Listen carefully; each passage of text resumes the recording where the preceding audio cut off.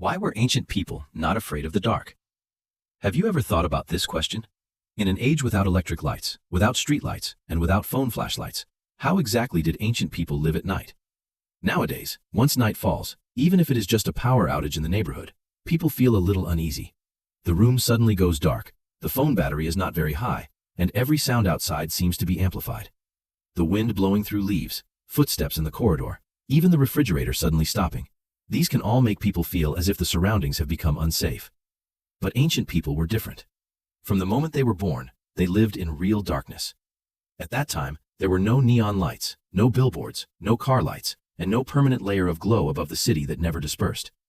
After the sun set, the sky would truly become dark. It was not the kind of a little dim that we talk about today, but the kind of darkness where you could not see your hand in front of your face. So here comes the question. In such an environment, why were ancient people not crushed by the darkness? Were they really not afraid? Actually, no. Ancient people were of course also afraid of the dark. They were afraid of wild animals, afraid of thieves, afraid of ghosts and gods, and afraid of sounds in the night whose source they could not identify. It was just that their way of facing the dark was different from ours. We are used to using light to drive away darkness, but ancient people learned to live with darkness. That is what I want to talk about today. Imagine a very ordinary ancient village. The sun is about to set, and the people in the fields begin to put away their farm tools. During the day, while working, everyone may still have been talking and laughing, calling to the oxen, carrying hoes, stepping through the mud on the way home. In the distance, cooking smoke has already begun to rise. The elders at home may already have lit the cooking fire, and in the pot there may be millet, wheat rice, or some simple vegetable soup. At this time, the sky does not become dark all at once.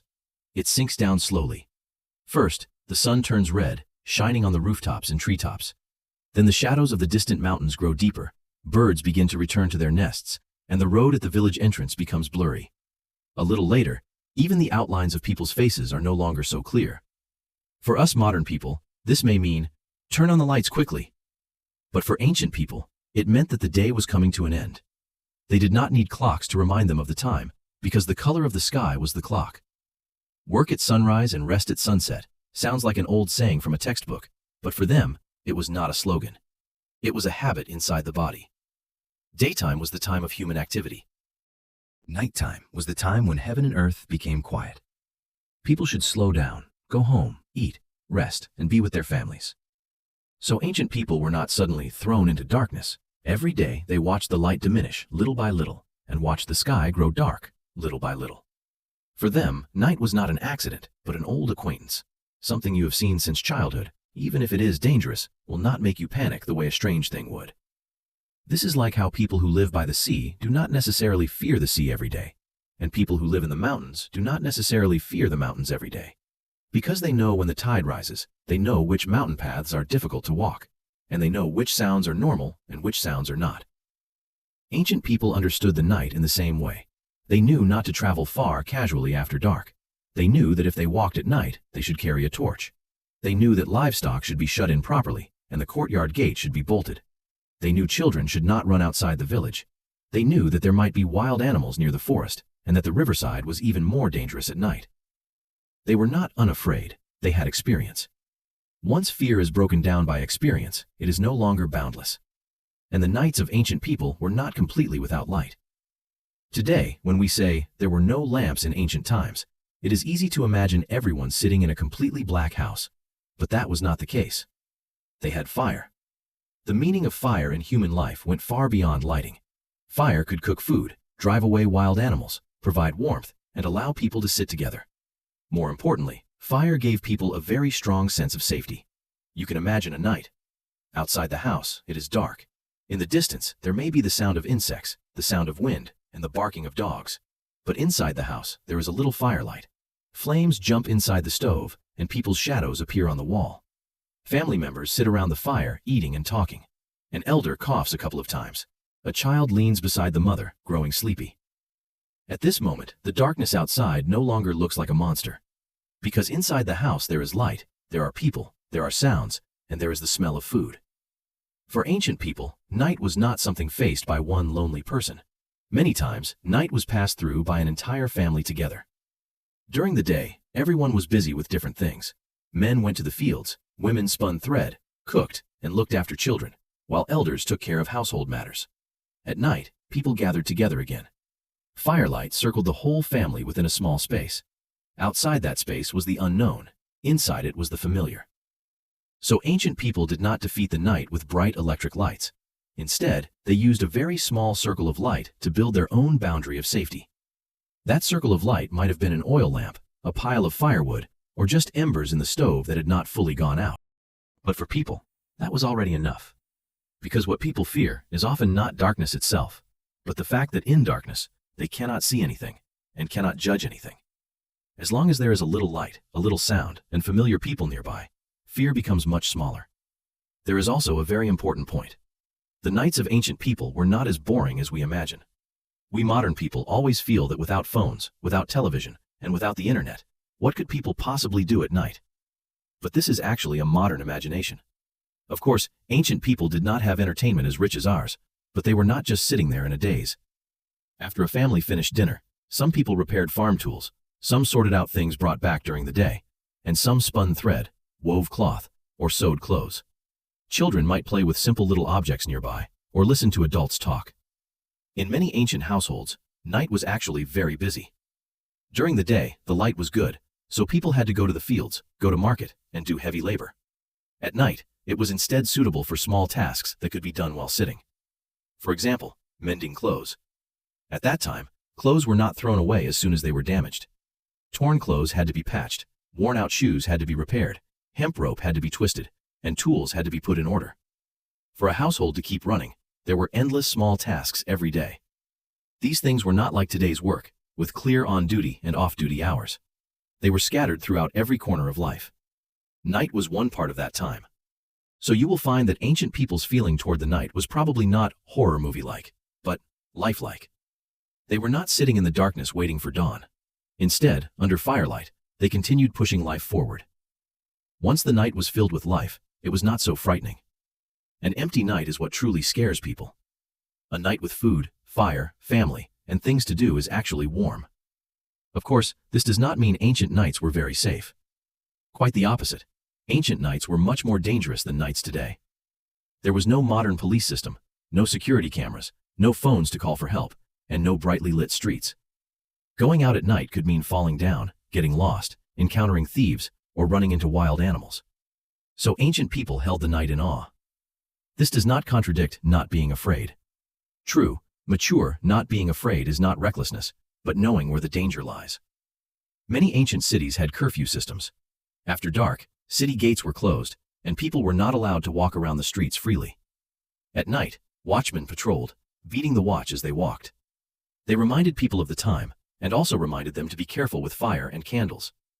You may have heard the phrase in films and dramas, "The weather is dry, be careful with fire and candles." This was not a decorative line. In ancient times, fire was an extremely terrifying thing. Many houses were wooden structures, and inside there were oil lamps, candles, and hearth fires.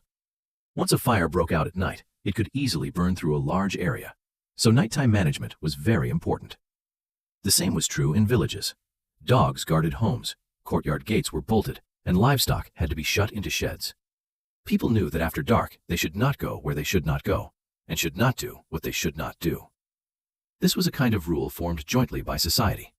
In other words, ancient people did not rely on individual courage to face the night. They relied on a whole system of living order. When to go home, when to close the door, when to extinguish the lamp, who was responsible for keeping watch, where one could not go, and what to do if an unusual sound was heard at night. These things were passed down generation after generation and became experience. And experience is one of the most powerful things humans have for resisting fear. Let us talk about another very interesting point. The night sky that ancient people saw was completely different from the night sky we see today. Today, most people live in cities. When they look up at night, they may only see a few stars. Sometimes, even the moon is blocked by buildings, obscured by haze, or washed out by lights. But ancient times were different. On nights without modern light pollution, the starry sky would have been extremely clear. The Milky Way really looked like a river stretching across the sky. The stars were densely packed. When the moon rose, the ground would have a silvery light. On nights with a full moon, people could even see the road clearly without lighting a lamp. For ancient people, the night sky was not a piece of black cloth. The night sky had content. They looked at the stars, recognized directions, judged the seasons, and arranged agricultural work. When to sow, when to harvest, when cold weather was coming, and when the rainy season would arrive. These were all related to their observations of celestial phenomena and seasonal divisions. So the night was not only dark, it was also information. It told people about changes of season, told them about the flow of time, and made them aware of the relationship between themselves and heaven and earth. At night, modern people look at phones and see messages, videos, and notifications. At night, ancient people looked at the sky and saw stars, moon phases, and seasonal signs. The feelings brought by these two kinds of night are completely different. The nights of modern people are lit by screens, but the heart is not necessarily quiet. The nights of ancient people were very dark, but they may have been more able to feel that they were within nature. When a person knows that they belong to this world, instead of being isolated by darkness, their fear of the night decreases. There is another reason, one that we now rarely experience. The sound world of ancient people was different from ours today. Our nights today are actually very noisy. The sound of cars, elevators, outdoor air conditioners, footsteps upstairs, and phone notifications. There are many sounds, but most of them have no meaning and only make people irritated. Ancient nights also had sounds, but most of those sounds came from nature. Insects chirping, wind, water, firewood crackling, dogs barking, livestock turning over, someone closing a door in the distance. Ancient people were too familiar with these sounds. A person who grew up in a village might know as soon as they heard it. This is wind blowing through bamboo. That is a dog barking at a stranger. That is movement in the cattle shed. And that is the sound of firewood almost burning out. Sounds in the darkness are frightening to strangers. To people familiar with them, they are part of life. Why do we fear sounds that suddenly appear at night? Because we do not know what they are. When we do not know, we imagine. And imagination is often scarier than reality. Ancient people's ability to distinguish natural sounds was much stronger than ours. Not because they were born more capable, but because they lived in that environment every day. They knew which sounds were normal and which were abnormal. This ability to identify sounds also made the night understandable. As long as something can be understood, fear becomes smaller. However, having said this, we should not romanticize ancient people too much. Ancient people did not sit around the fire singing and looking at the stars every night. For many ordinary people, night could also mean exhaustion, cold, hunger, illness, and worry. Winter nights were long. Poor households did not have enough firewood, and the house would be very cold. Lamp oil cost money, so lamps could not be kept burning all the time. Many people went to bed as early as possible after dinner, because being awake was also a form of consumption. So behind ancient people's not being afraid of the dark, there was also a very realistic reason. They did not have many choices. When it got dark, it got dark. There was no electric light to turn on, no entertainment to extend the night, no food delivery, no nightlife, and no person one could contact at any time. After dark, the world naturally became smaller. People's range of activity shrank from fields, markets, and roads, back to the house, the bed, and the fire pit. This was not a poetic state they actively pursued, but a habit shaped by reality. Today, sometimes we fear darkness because we are used to control. If we want light, there is light. If we want to go out, we go out. If we want to contact someone, we contact them. Once this sense of control disappears, we panic. Ancient people never possessed this kind of control, so their expectations for the night were also different. They did not think, why can't night be as bright as day? Because in their world, night was never supposed to be like day. This sentence is very important. Modern people always want to eliminate the night. Ancient people accepted the night. Acceptance does not mean liking it. Acceptance means knowing that it will certainly come, and that it will certainly pass. In ancient culture, the night was not purely negative either. Many stories, myths, poems, and rituals were related to the night. Night was suitable for telling stories. Because in darkness, people are more willing to imagine. As firelight flickered and shadows moved, elders would talk about ancestors, spirits, strange events in the mountains, and rumors from far away. Children would listen very seriously. Some of these stories did indeed frighten people, but they also taught rules. Do not go to the riverside at night. Do not enter the mountains alone. Do not be greedy. Do not violate taboos. Do not disrespect nature. Many so-called scary stories were actually a kind of safety education in ancient society. When there were no schools, no public safety videos, and no safety manuals, stories were the carrier of rules. Children remembered dangers through fear and understood the world through stories. So although the night brought tales of ghosts and monsters, it also brought order and education. For another example, night was also the time when emotions were strongest. Many ancient poems wrote about the moon, homesickness, separation, and loneliness. During the day, people had to be busy and had no time to think. Many ancient poems wrote about the moon, homesickness, separation, and loneliness. During the day, people had to be busy and had no time to think too much. At night, when people quieted down, things inside the heart would rise to the surface. A person away from home would look at the moon and think of home. A woman waiting for her husband to return would hear the wind and be unable to sleep. A scholar traveling for the imperial examinations, staying in an inn, would light a lonely lamp at night and think about his future. All these emotions happened at night. So in the nights of ancient people, there was not only fear, but also longing, quietness, prayer, and expectation. The night made people afraid, and it also made people deep. It was like a mirror. Daylight reflected people's lives. Night reflected people's inner hearts. So were ancient people afraid of ghosts? This question is very real. Many people feel that ancient people were superstitious, so they must have been even more afraid of the dark. Because they believed in ghosts and gods, believed in monsters, and believed that there were unclean things at night. There is some truth to this. Ancient people did indeed use ghosts and gods to explain many unknown phenomena. If someone suddenly became ill at night, people might think it was evil influence. If strange sounds came from the mountains, people might associate them with spirits or monsters. Graveyards, abandoned houses, and mass burial grounds, these places were especially frightening at night.